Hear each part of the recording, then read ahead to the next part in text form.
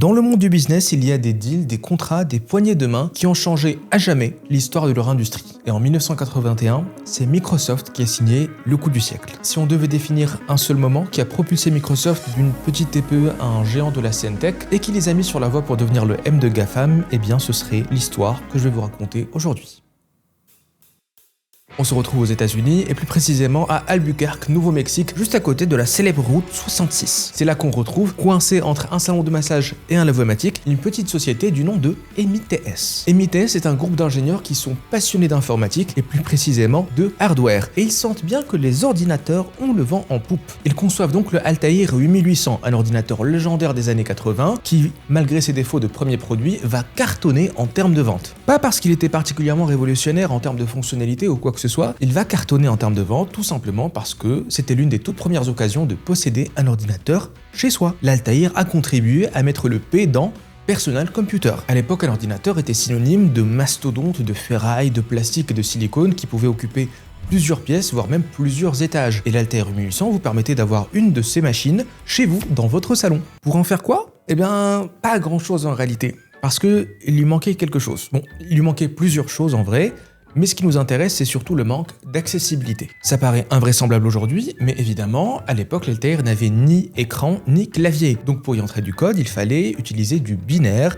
et des interrupteurs qui étaient présents sur sa façade avant. Si l'ampoule était allumée, c'était un 1, sinon c'était un 0, et hop, on envoyait les séquences de 8 bits à l'ordinateur. Et si on voulait être un peu plus rapide, on pouvait utiliser des rubans de papier qui servaient plus ou moins le même usage. L'Altair 8800 était certes populaire, mais il fallait quand même être à l'aise avec le binaire pour l'utiliser. Pour qu'il soit plus accessible, il lui manquait un langage de haut niveau. On va pas rentrer dans la sémantique, mais en programmation, un langage de bas niveau, ça ressemble à ça, et un langage de haut niveau, comme le BASIC, ça ressemble plutôt à ça, beaucoup plus lisible. Et MITS adorerait avoir un interpréteur BASIC sur son PC, mais MITS ne sait pas faire. Mais le hasard fait bien les choses parce qu'ils vont recevoir un appel d'une petite entreprise inconnue au bataillon qui s'appelle Trafodata. Allô, on adore votre PC, on pense que si supportez le BASIC, vous pourriez en vendre beaucoup plus. Ça tombe bien, on peut vous fournir ce BASIC.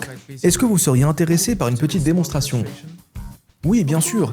Passez nous voir dans quelques semaines avec le programme et on testera tout ça. Trafodata, c'était en fait Paul Allen et Bill Gates qui venaient potentiellement de se mettre dans un sacré pétrin parce qu'ils n'avaient absolument pas de version du BASIC à présenter à MITS. Non, tout ce qu'ils avaient, c'était un émulateur du processeur Intel 8008 et il faut l'avouer, beaucoup de culot. Par chance, l'Altair utilise aussi un processeur Intel. Pas le 8008, mais une version qui en est assez similaire pour que Paul Allen puisse adapter son émulateur pour qu'il émule le fonctionnement de l'Altair. Et donc Paul Allen et Bill Gates vont se mettre au travail et pendant 8 semaines, ils vont écrire du code en assembleur à la main sur des carnets en papier avant de faire ensuite le ruban perforé et le tester sur le seul ordinateur assez puissant auquel ils avaient accès à l'université d'Harvard, le PDP-10. Et qui justement est un de ces ordinateurs old school qui occupait toute une pièce à Harvard. Tiens, petite anecdote.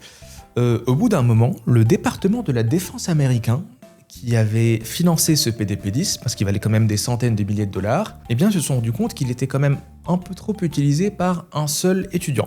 Donc, ils donnent l'info à Harvard qui, bien sûr, va tout de suite griller Bill Gates.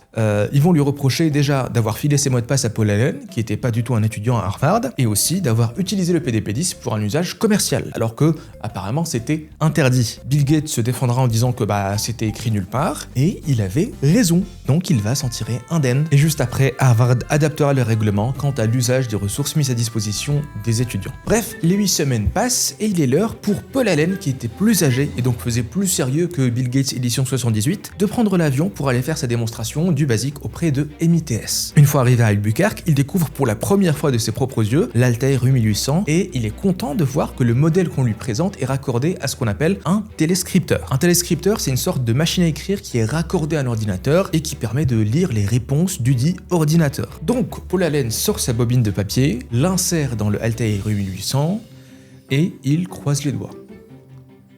Et quelques secondes plus tard, le téléscripteur se met en marche et il écrit « Memory size ».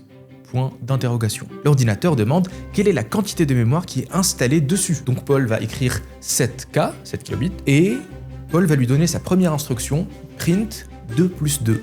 Et quelques secondes après, l'Altair 8800 écrit 4. Je sais pas si vous vous rendez compte parce que ça a l'air extrêmement insignifiant pour nous aujourd'hui, Mais à l'époque, les quelques personnes qui étaient présentes dans cette salle venaient d'assister à quelque chose dans le contexte de l'informatique, qui est comparable à l'invention de la roue. Bref, on n'est même pas encore au deal que je voulais vous raconter, ça c'était juste l'intro. Le couple MITS-Microsoft ne dura pas très longtemps à cause des magouilles des uns et des autres.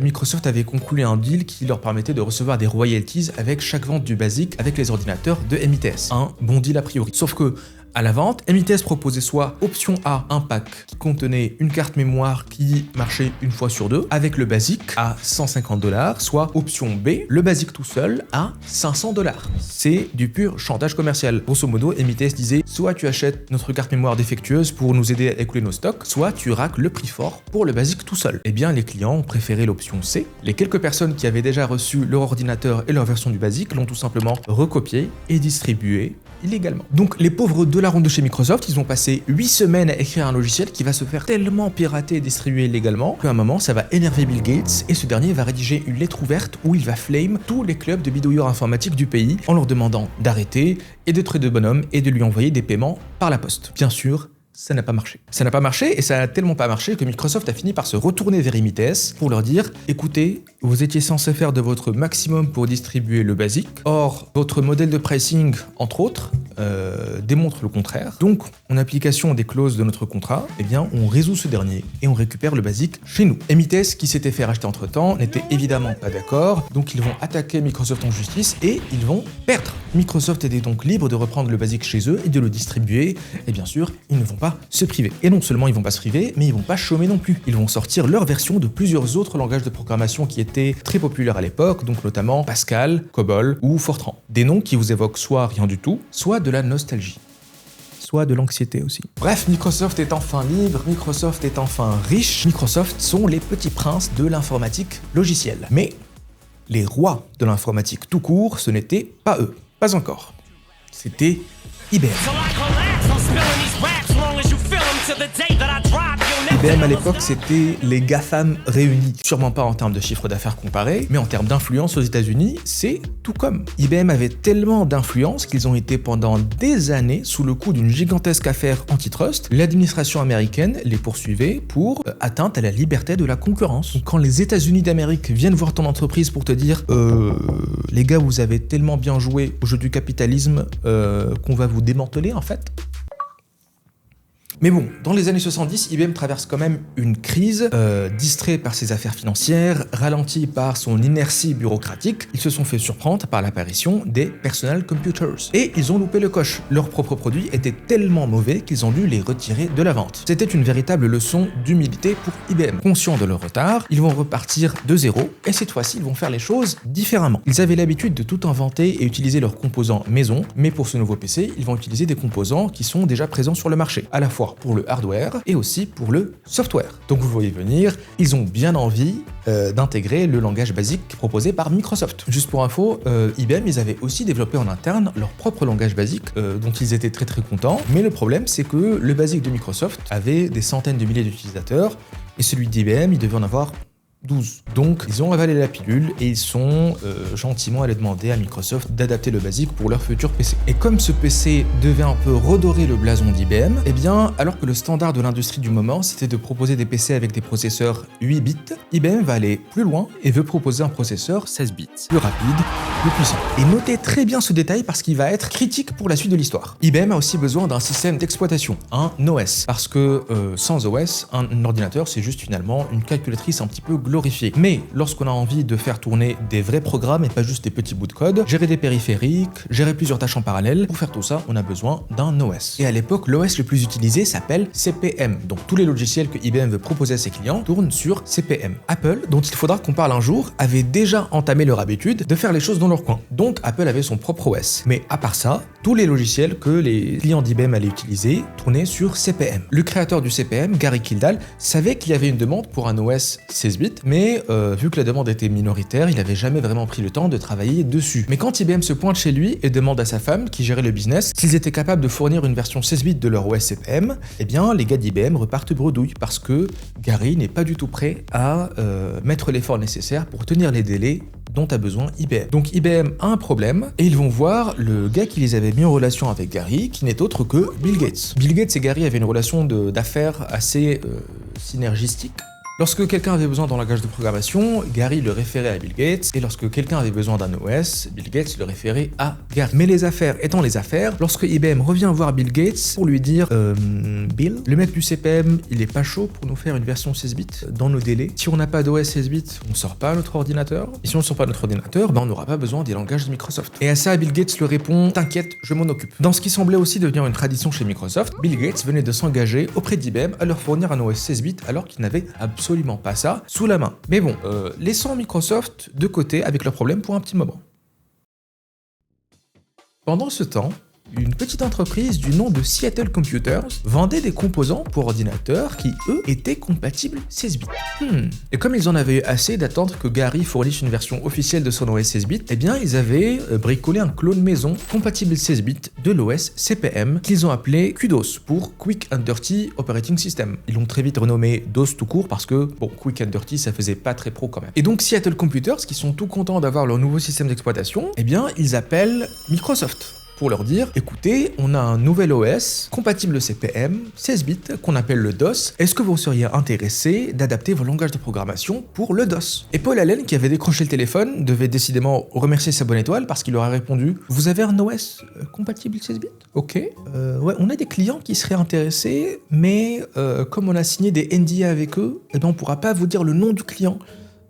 Est-ce que ça vous dérange? Seattle Computer se dit, bon, bizarre, mais business is business, donc pas de souci. Ils donnent à Microsoft le droit de licencier le DOS et donc de l'utiliser auprès de leurs clients. Microsoft récupère donc le droit d'utiliser le DOS dans son futur ordinateur avec IBM, et une fois qu'ils l'ont testé, qu'ils ont réussi à le faire fonctionner, ils recrutent son créateur de chez Seattle Computers, et juste après ça, ils rappellent Seattle Computers. Écoutez, on aime DOS, on l'aime beaucoup. On l'aime tellement qu'on voudrait vous le racheter pour $50 000, plus le droit d'utiliser cette version et toutes les futures versions de DOS gratuitement, donc ça n'affecterait en rien du tout votre business. Seattle Computers, ils traînent un petit peu des pieds quand même, ils sont contents de ce DOS, c'est leur petit bébé, mais d'un côté, le créateur du DOS est déjà parti chez Microsoft, donc il pourra peut-être en refaire un autre. Gary Kildall était sur le point de les attaquer en justice pour plagiat de son OS CPM, et troisième point non négligeable, $50 000, c'est beaucoup d'argent, et c'est de l'argent dont ils avaient besoin. Et donc, le 27 juillet 1981, Seattle Computers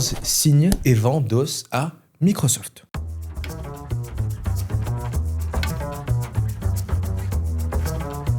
Et le 12 août 1981, IBM présentera au grand public son nouveau PC. Sobrement nommé IBM PC, il viendra fourni avec les langages de programmation Microsoft, des outils de bureautique, des jeux et tout ça géré par l'OS MS-DOS que Microsoft avait racheté 2 semaines plus tôt pour ce qui allait s'avérer être une bouchée de pain. L'histoire retiendra Seattle Computers comme étant la petite entreprise qui s'est faite avoir par les rusés de chez Microsoft et qui, au lieu de recevoir une partie des centaines de millions de dollars que Microsoft se fera avec MS-DOS, à la place fera faillite quelques années plus tard. Les ventes de l'IBM PC dépasseront les espérances de ses créateurs et propulseront définitivement Microsoft comme étant le leader incontesté du software sur PC. Et surtout, leur OS deviendra désormais le standard du marché et la collaboration réussie avec IBM leur donnera la légitimité nécessaire pour enchaîner contrat sur contrat et construire la dynastie qui domine aujourd'hui encore le monde de la tech. J'espère que vous avez apprécié cette histoire, pleine de rebondissements. Personnellement, j'ai adoré. Et si vous en voulez plus, je vous conseille soit celle d'Android, soit celle d'NVIDIA. À la prochaine!